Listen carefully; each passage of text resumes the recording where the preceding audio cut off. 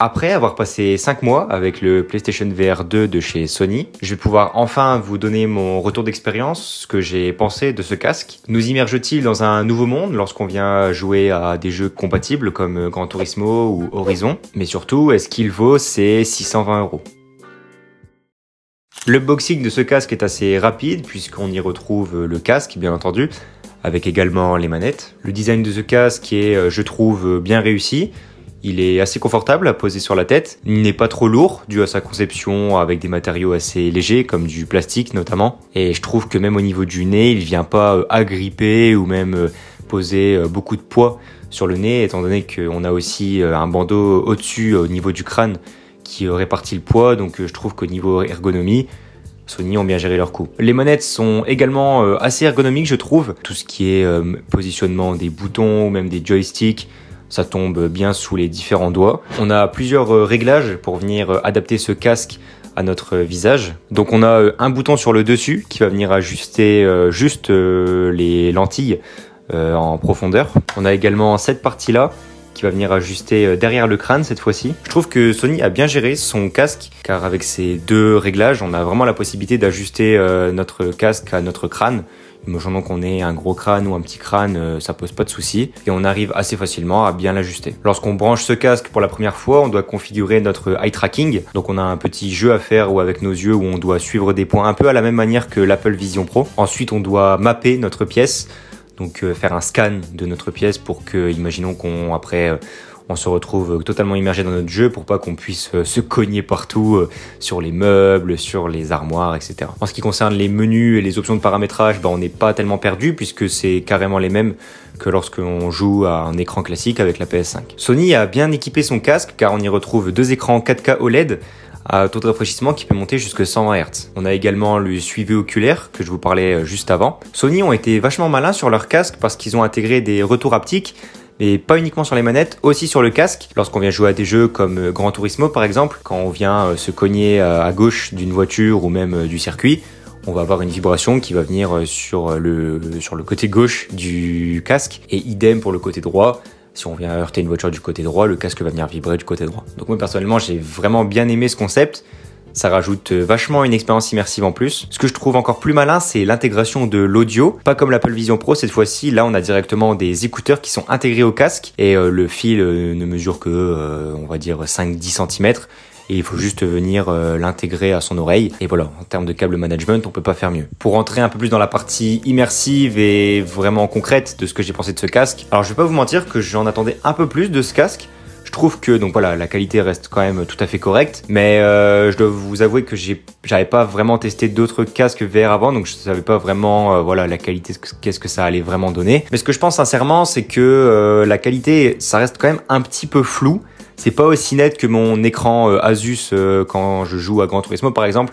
Quand les voitures sont un peu plus loin de moi, je galère un peu plus à reconnaître quel type de voiture c'est. Tandis que quand c'est sur mon écran de Sony, là il n'y a pas de souci et je le reconnais assez rapidement. Donc pour conclure sur l'aspect qualité des écrans, je trouve que c'est correct, mais j'en attendais un peu mieux je pense. Après voilà, faut prendre en compte que j'ai pas testé Apple Vision Pro, MetaQuest j'ai essayé. Et pour vous donner un ordre d'idée, voilà, c'est à peu près pareil que le MetaQuest. Donc étant donné que c'est un peu la même gamme de prix, je pense que Sony ne s'est pas trop foutu de nous. Alors malheureusement, je pourrais pas trop vous parler des manettes, dû à une raison qu'on va évoquer un peu plus tard dans la vidéo, mais je les ai quand même prises en main et j'ai quand même pu jouer rapidement avec. Donc dessus, on a également des retours haptiques. Lorsqu'on va venir jouer à des jeux comme Horizon par exemple, dès qu'on va venir attraper quelque chose dans le jeu, la manette va venir émettre une vibration. Et voilà, comme sur Gran Turismo, ça va venir rajouter une expérience utilisateur en plus. On a également les gâchettes adaptatives, comme sur la DualSense de la PS5 classique. Donc je le disais un peu plus tôt dans la vidéo, mais l'ergonomie a été bien travaillée, je trouve, sur cette manette. Tous les boutons tombent sur tous les doigts, même avec des grandes mains. Moi, je trouve que j'ai des mains un peu plus grandes, peut-être que la moyenne, je sais pas trop. On arrive enfin à l'expérience de jeu et c'est ce pourquoi je ne peux pas vous en parler plus de ces manettes, justement. Le gros point noir en fait de ce casque, c'est qu'il n'y a pas énormément de jeux compatibles. On a Gran Turismo bien sûr, mais également Horizon, Call of the Mountain ou encore Resident Evil Village, et c'est tout. Il n'y en a pas plus que ça. Quand j'ai reçu ce casque, je me serais dit que je pourrais aller peut-être sur YouTube VR par exemple, regarder du contenu en 360 degrés, et ça aurait été vachement immersif. Mais non, c'est pas possible. Donc moi j'avais acheté ce casque dans l'intention de jouer à Gran Turismo principalement, pas pour acheter tous les jeux compatibles et tout jouer, mais on est quand même un peu déçu pour le prix qu'on paye ce casque à peu près 600 € je crois. Ah, c'est quand même honteux, j'ai envie de dire, de pas avoir plus de jeux que ça. J'aurais carrément aimé pouvoir jouer à GTA par exemple, être dans la voiture ou même se balader tout court dans les villes de Vinewood ou de San Andreas en 360, ça aurait été incroyable. Mais malheureusement, c'est pas possible. Faudra peut-être attendre GTA 6. Si ça serait compatible, là je serais vraiment content. Bon, pour revenir à l'expérience de jeu, donc moi voilà, je l'ai principalement utilisé sur Gran Turismo, donc c'est quand même assez bluffant. J'ai pu le faire tester à des membres de ma famille qui avaient jamais testé déjà de un Gran Turismo et surtout de deux l'expérience VR en général. Et ils étaient assez bluffés. D'ailleurs il y a ma mère qui elle avait des suées dans les mains carrément. Moi personnellement j'en suis pas arrivé à cette étape-là, mais c'est vrai que quand on joue à des circuits comme par exemple le circuit du Mans, pendant 30 minutes ou 1 heure d'affilée, on oublie carrément tout ce qui nous entoure, ou même on en oublie carrément notre vie, on en oublie carrément qu'on a des devoirs à faire par exemple. Sur ce casque, on a la possibilité d'utiliser entre guillemets un mode de transparence, mais il faut pas s'attendre à un truc du style Apple Vision Pro, c'est du noir et blanc. Ça nous permet vraiment de retrouver notre manette par exemple, qui est posée sur notre bureau. Il est clairement impossible de pouvoir lire l'écran de son smartphone à travers le pass flou. Donc voilà, là je trouve ça un peu abusé. Sony aurait pu mettre des caméras pourquoi de meilleure qualité pour au moins pouvoir ne serait-ce que lire nos messages sur nos iPhones et sur nos smartphones Android évidemment. Donc ok, tous les jeux ne sont pas compatibles, mais cependant on peut utiliser n'importe quel jeu dans le PSVR et s'en servir en mode ce qu'ils appellent cinéma. Ça va afficher un super grand écran devant nous et on va pouvoir jouer donc en 2D à des jeux pas compatibles comme GTA ou même Ratchet & Clank. Donc pour conclure, ce que je trouve bien sur ce casque, c'est l'immersion. On est vachement immergé dans son jeu quand on va venir jouer à Gran Turismo. Je suis désolé, j'ai pas tant d'exemples en plus que ça. Le confort d'usage aussi, quand on va venir jouer sur plusieurs heures d'utilisation. Et la qualité visuelle, qui est correcte pour le prix qu'on paye le casque.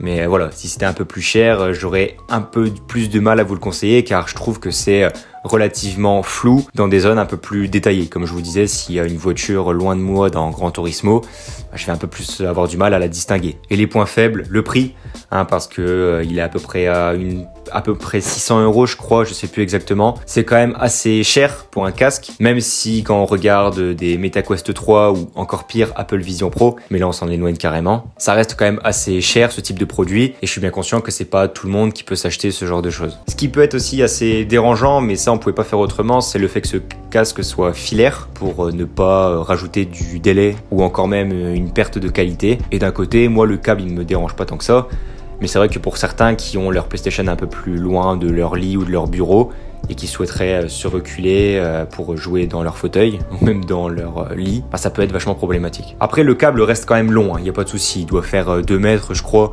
donc il y a largement de quoi faire. Là pour moi ce que je trouve vraiment le plus grave, c'est vraiment le fait qu'il y a presque zéro contenu, quoi. Comme je vous disais, Gran Turismo, Horizon Call of the Mountain ou Resident Evil. Mais c'est vraiment les 3 jeux qui sont disponibles, ce qui fait qu'il est difficilement recommandable finalement. Comme d'habitude, si vous avez des questions ou des idées que je pourrais appliquer sur ma chaîne YouTube ou même des questions sur le casque, bien entendu, n'hésitez pas, les commentaires sont là, je réponds à tout le monde. Et je lis tous les commentaires évidemment. Si vous avez chez vous ce PlayStation VR 2, n'hésitez pas à donner votre retour d'expérience dans les commentaires, je serais très curieux ce que vous en avez pensé. Si vous êtes content de votre achat, les jeux que vous jouez et globalement ce que vous en faites. N'hésitez pas à soutenir la chaîne YouTube en vous abonnant, en likant et en mettant la cloche afin d'être prévenu dès que je sors une nouvelle vidéo. Alors je comprends pas pourquoi. Récemment j'ai sorti une vidéo où je présentais mon setup productivité et une autre un peu plus écrite qui m'a demandé un peu plus de recherche et de temps, dans laquelle j'expliquais voilà les stratégies de Temu et ce qu'il pense faire à l'avenir. Et ces vidéos ont vraiment pas rencontré de succès. Je tourne aux alentours des 30-40 vues, alors que d'habitude sur des vidéos tests, je monte bien plus haut. Donc si vous n'avez pas vu ces vidéos, je vous invite vraiment à aller les voir. C'est du contenu sur lequel je passe beaucoup de temps et qui devrait, je pense, vous plaire. Sur ce, c'était Johan et je vous souhaite de passer à tous une très belle journée.